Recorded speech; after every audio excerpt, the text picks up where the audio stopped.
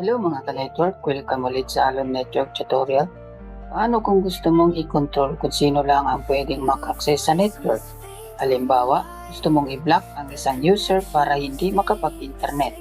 Dito papasok ang Access Control List o ACL, isang powerful feature sa router na parang built-in firewall. Sa video na ito ipapakita ko kung paano natin ito gagamitin. Topology natin ay isang PC, isang switch, at isang R1, tapos isang internet.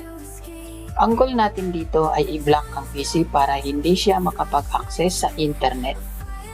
So una, magpiping muna tayo Sky 888. Makikita natin dyan na connected.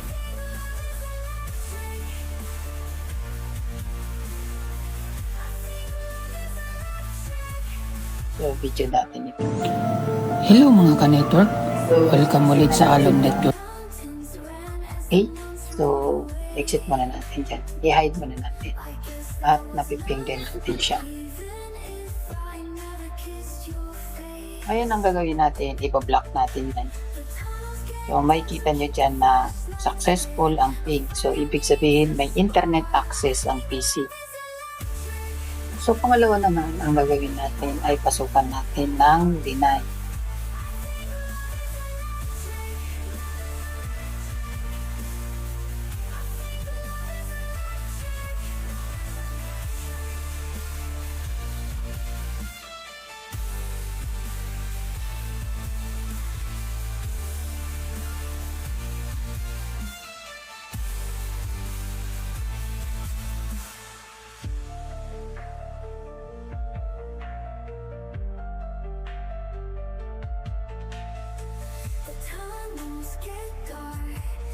Keep the flashlights lit. A fire needs a spark. I think love is electric. So sa real network, ginagamit ang ACL para kontrolin ang access ng user, i-block ang unwanted traffic at dagdagan ang security ng network. So parang firewall ang ACL pero nasa router mismo. Alright? Kung may natutunan kayo sa video na ito, huwag kalimutan mag-subscribe sa Alon Network Tutorial para sa mas marami pang networking love. Right? Okay. So ibabalik natin.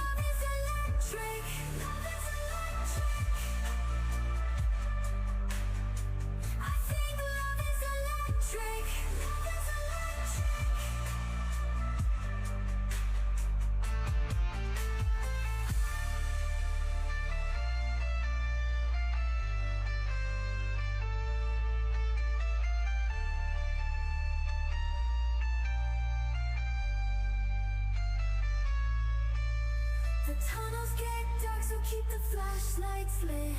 A fire needs a spark. I think love